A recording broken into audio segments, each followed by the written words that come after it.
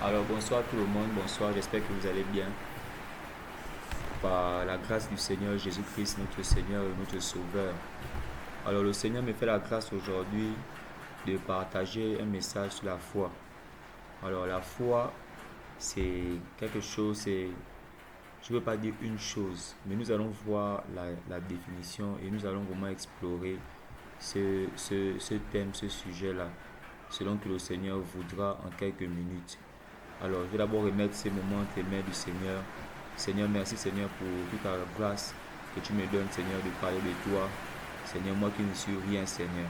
Merci de m'avoir sauvé, d'avoir sauvé mes frères, Seigneur. Touche le cœur de ceux qui entendent ce message. Seigneur, édifie plusieurs, Seigneur, à te connaître encore plus. Toi, le seul et vrai Dieu, Seigneur. À toi toute la gloire au nom de Jésus-Christ. Amen. Alors, mes frères et sœurs, c'est venu comme ça aujourd'hui, aujourd'hui que le Seigneur m'a mis à cœur de partager sur la foi. C'est, c'est le sujet le plus important, si je peux dire. C'est-à-dire que dans la Bible, on nous montre tellement des exemples de foi que nous ne devions même plus normalement parler de ce sujet. Mais comme le Seigneur, comme il y en a plusieurs qui peuvent être troublés, et puis peut-être se demandent s'ils ont la foi ou pas à cause des situations par lesquelles ils passent. Peut-être que certains doutent sur Jésus-Christ, sur leur vie, sur ce qu'ils vivent. Et donc, la foi, dans le cas dont je vais parler, c'est la foi en Jésus-Christ. Parce qu'il y a d'autres qui mettent leur confiance en d'autres choses. Mais pour ceux qui mettent leur confiance en Jésus-Christ, ce message vous concerne. Alors, d'abord, nous pouvons constater que les anciens, parce que la Bible c'est un livre à la fois historique, spirituel, moral, et un livre de loi. Et donc, c'est un livre qui parle, c'est un témoignage de ceux-là qui ont vécu avec Dieu. Et ceux-là qui ont vécu avec Dieu ont tous, autant qu'ils sont vécus par la foi. Donc, nous ne sommes pas capables de nier cela. Parce que tous ceux en qui on parle dans la Bible ont tous vécu par la foi. Et c'est cela qu'on explique dans Hébreux chapitre 11. Mais d'abord, nous allons d'abord explorer la définition de la foi et revenir sur vraiment tout ce mystère, en fait, tout ce qui tourne autour de la foi. Dans Hébreux chapitre 11, on dit au verset 1 que la foi est une base. Donc la foi est une base. En anglais, on dit une substance. Est une base de choses qu'on espère, une conviction de celles qu'on ne voit pas. La foi est une base. C'est quoi une base? Une base, c'est le fondement. C'est le fondement des choses qu'on espère. C'est impossible d'espérer sans la foi. Et c'est impossible même de marcher avec Dieu sans la foi. Voici pourquoi plus haut, Hébreux chapitre 10 au verset 38, on dit: Or le juste vivra par la foi. Ça signifie que quand on dit vivra par la foi, c'est un peu comme tu vis par l'air que tu respires. Tu vis par le corps physique. Tu vis par de l'eau. C'est la manière dont celui qui est juste spirituellement, en esprit, vit par la foi. Et il est écrit: mais si quelqu'un se retire, mon âme ne prend pas plaisir en lui. Donc la foi est très importante parce que Dieu lui-même dit que son âme ne prend pas plaisir en celui qui n'a pas la foi. Vous voulez savoir comment faire pour plaire à Dieu? Pour plaire à Dieu, c'est simple, il faut avoir la foi. Mais la foi ne vient pas comme, comme de l'argent ou bien comme quelque chose qu'on peut inventer. La foi ne s'invente pas par l'homme. Ce n'est pas de l'homme que la foi vient. La foi vient totalement de Dieu. Mais ça vient de Dieu par quoi? C'est comme Dieu, par exemple, envoie des hommes parler à d'autres de sa part. C'est par là que la foi vient. Nous allons prendre un cas. Nous allons un peu parler de, quand on parle de cette base des choses que l'on espère, une conviction de celles qu'on ne voit pas. Je prends un exemple, on va prendre un simple exemple vite là, de quelqu'un qui vient vous voir et vous dit que, voilà monsieur, demain à 10 heures, je vais vous donner 1 milliard de dollars. Et donc, la personne vous dit, demain à 10 heures, il vous donnera 1 milliard de dollars. Et donc, quelle sera ton attitude? Et cette personne te dit que garde cette parole que je t'ai dit là et attends jusqu'à demain. Sans peut-être retourner en arrière, il te donne une condition. Mais attends jusqu'à demain, demain à 10 heures, tu donneras 1 milliard. Et donc toi, tu n'as pas encore vu les 1 milliard. tu te bases juste sur sa parole pour attendre. Et donc, la foi, c'est la même chose. Quelle sera ton attitude? Est-ce que vas-tu croire, par exemple, est-ce que vas-tu croire que la personne pourra te donner les 1 milliard? Est-ce que vas-tu attendre sans voir les 1 milliard? Ou vas-tu partir et complètement abandonner la promesse que la personne t'a donnée? Déjà, c'est la même chose avec Jésus. Jésus nous a parlé. Dieu nous a parlé à travers le Fils. C'est ce qui est écrit. Le Seigneur qui nous a parlé par les prophètes nous a maintenant parlé par le Fils. C'est-à-dire qu'il nous a parlé par la vie elle-même incarnée dans un corps humain. Et quand il nous a parlé par la vie, il nous a donné des promesses. Il nous a dit que voilà, on meurt parce qu'il y a eu un problème. Mais sauf que je vous donne la vie éternelle maintenant en Jésus-Christ. Et donc, nous maintenant, quelle est notre part dans ça? Notre part, c'est la foi. Voici pourquoi la vie en Christ n'est pas un hasard, c'est pas un jeu de dés. C'est une conviction. Et donc, nous nous basons sur les paroles de Dieu. C'est pour ça qu'il est écrit dans Romains 10 que ainsi la foi vient, Romains 10, 17, vient de ce qu'on entend et l'on entend au moyen de la parole de Dieu. Donc c'est ce que Dieu dit qui nous donne la foi. De la même manière dont une personne te dit qu'il va donner 1 milliard demain, tu as confiance en ce que la personne a donné les 1 milliard demain. C'est la même chose aussi avec Dieu. Si Dieu te dit qu'il te donnera la vie éternelle, il en est capable, alors tu crois. Et donc tu attends. Donc tu vis par cette parole-là. Et donc, je crois que personne de nous ne peut vivre par un seul mot. Quand on parle de la parole de Dieu, c'est tout un ensemble de directions sur notre vie. C'est toute une guidance, si je peux dire. C'est tout un moyen de vie. C'est toute une loi, des commandements. Quand on parle de la parole de Dieu, on met dans la parole de Dieu, on inclut ses commandements, sa loi, la moralité, tout ce que Dieu dit qui n'est pas bon, tout ce que Dieu demande de faire, de ne pas faire, parce que c'est lui le maître de la vie. Nous ne sommes pas capables de créer, c'est lui qui crée. Et lui qui a créé nous dit que je vous ai créé, mais je suis capable de vous donner cette vie éternellement. Il suffit d'abord de croire, d'abord, et puis maintenant de marcher. Donc de vivre par la foi. Et donc, nous sommes là dans Hébreux chapitre 11, où on dit que c'est une conviction maintenant de celle qu'on ne voit pas. Donc, nous n'avons pas encore vu la vie éternelle. Nous n'avons pas encore vu Jésus. Nous n'avons pas encore vu le royaume des cieux. Mais nous croyons que nous allons arriver là-bas par la puissance de Dieu. Parce que dans la parole de Dieu, il y a la puissance. Il y a sa puissance. Tout ce que Dieu dit, ça met l'accompli. Tout ce que l'Éternel dit, ça met l'accompli. Et donc, il est fidèle. Donc, la foi se repose totalement sur ce que Dieu dit. Et donc, le juste vit par la foi. Donc, il vit par ce que Dieu dit. Si Dieu dit de ne pas faire ça, parce que tu peux avoir telle conséquence, mais donc tu dois ne pas faire pour ne pas avoir la conséquence là. Dieu, lui, il est quoi? C'est un père. C'est un père, c'est un professeur, c'est un docteur, c'est un sacrificateur, c'est un prophète. Tout ce que lui dit, il voit en avance. Lui, il voit ce que tu ne vois pas. Donc, quand il te conseille de ne pas faire ça, tu dois ne pas faire ça aussi. Pourquoi? Parce qu'il est le mieux placé pour connaître sa justice, pour connaître les conséquences de nos actions. Et regardons quelque chose dans Hébreux 11, verset 4, on dit que Abel offrit à Dieu un sacrifice plus excellent que Caïn, parce qu'il a offert par la foi. Il a reçu le témoignage d'être juste. Pourquoi? Parce que Dieu, de la même manière, Dieu aussi a justifié Abraham par la foi. De la même manière, Enoch aussi a prophétisé par la foi. Il a été enlevé par la foi, parce qu'il avait la foi. Pareil que Noé. Noé, il a construit l'arche de l'alliance.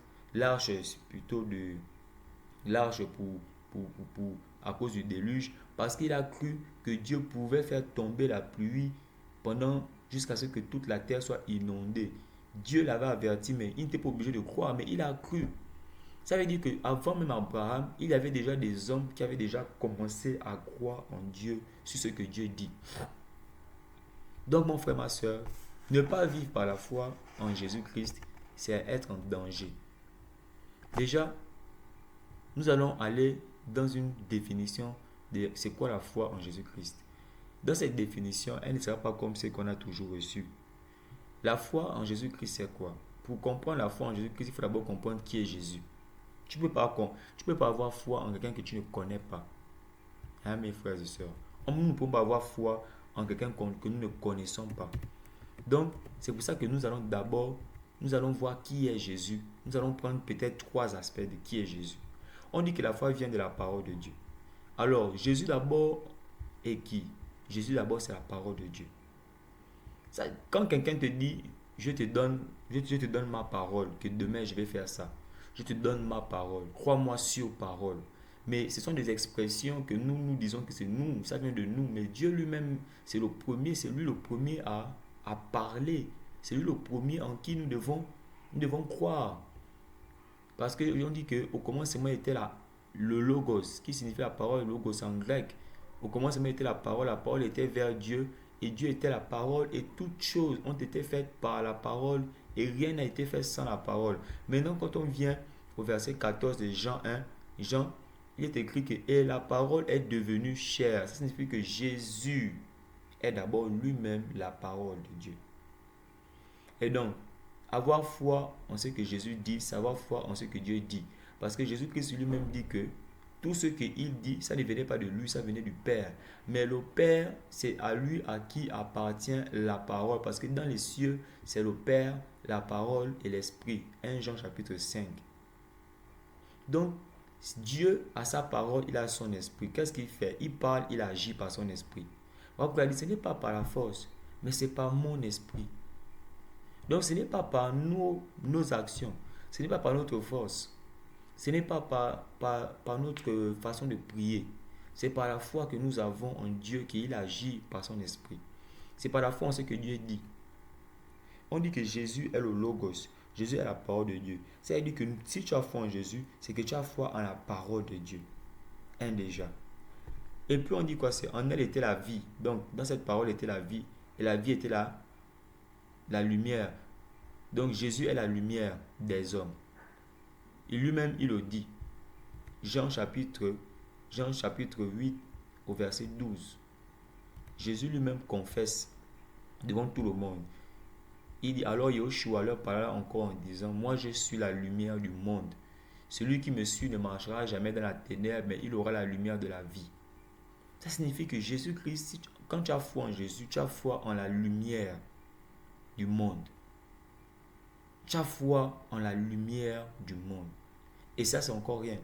Quand tu as foi en Jésus, tu n'as pas seulement foi à la lumière du monde. Tu as encore foi à quoi? Tu as encore foi à la vie. Parce que Jésus dit dans Jean 14, verset 6, que je suis le chemin, la vérité et la vie. Or, il dit cela. Il dit quoi? Il est le il est le chemin, la vérité et la vie. Ça signifie que quand tu as foi en Jésus-Christ, tu as foi en la vie. Quand tu as foi en Jésus-Christ, tu as foi en la vérité.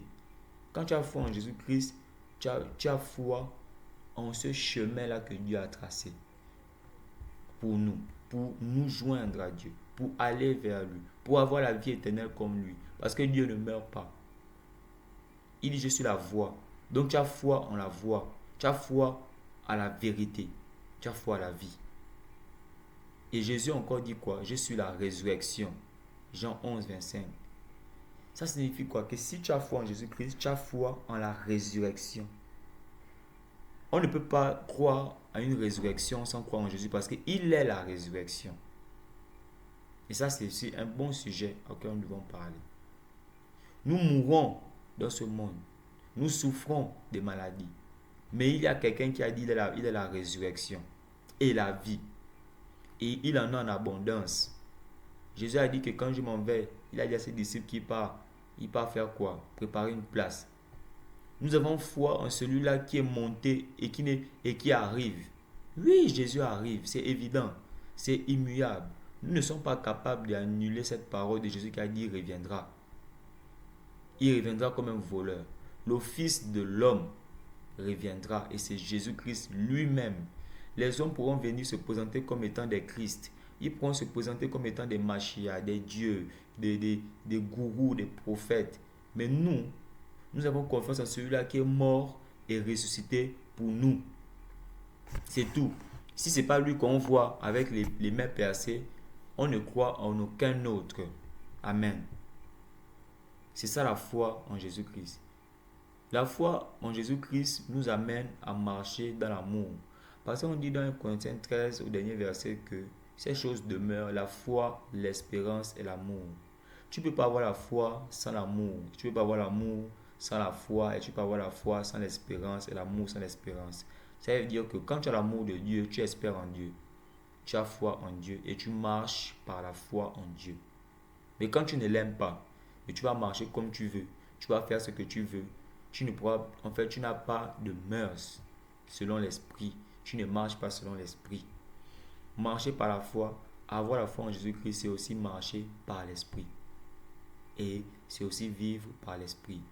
Paul dit, nous ne vivons pas par la vue, mais nous vivons par la foi. Et la foi ne relève pas de ce qu'on voit, ça relève de ce qu'on entend. Donc, on croit en ce qu'on entend. Si on te dit, mets le pied là-bas, mets le pied. Mais regarde là-bas, regarde là-bas. Ne fais pas ça, ne fais pas ça. C'est pourquoi c'est la direction divine. C'est Dieu qui dirige. Et quand tu as foi en Jésus-Christ, tu as foi en Dieu qui dirige. Donc, c'est marcher selon la parole de Jésus. A dit que celui qui bâtit sa maison sur mes paroles, il est semblable à quelqu'un de conscient, si je paraphrase, qui, quand le vent viendra, la maison ne va jamais tomber. Mais celui qui bâtit sa maison sur le doute, sur ses émotions, sur ses pensées, sa maison va tomber. Et donc, mes frères et sœurs, c'est une exhortation à ne pas abandonner, à demeurer ferme en Jésus-Christ, je vous assure. Il y a beaucoup de doctrines qui sont sorties dans ce monde, mais quand tu es focus en ce qui est écrit, tu ne peux pas être trompé, tu ne peux pas être perdu, c'est impossible. Alléluia. Alors nous redonnons la gloire à Jésus-Christ qui m'a permis de partager ce message sur la foi. Que toute la gloire revienne à Jésus, moi je ne suis rien. C'est pour ça qu'on ne verra pas mon visage sur YouTube. Parce que c'est son nom qui est au-dessus de tout, c'est son nom qui doit être élevé. Et non le nôtre, parce que nous ne sommes rien. Seigneur, je te remercie pour ce message. À toi toute la gloire, Seigneur. Merci pour ta grâce. Tout l'honneur t'appartient. Bénis encore, Seigneur, celui-là qui écoute ce message, de toutes les bénédictions que tu nous as déjà bénies, Seigneur. Que ton nom soit pleinement élevé. Au nom puissant, Seigneur, en ton nom, Jésus-Christ. Amen. Amen. Alors, mes frères et sœurs, que le Seigneur soit glorifié. Demeurons fermes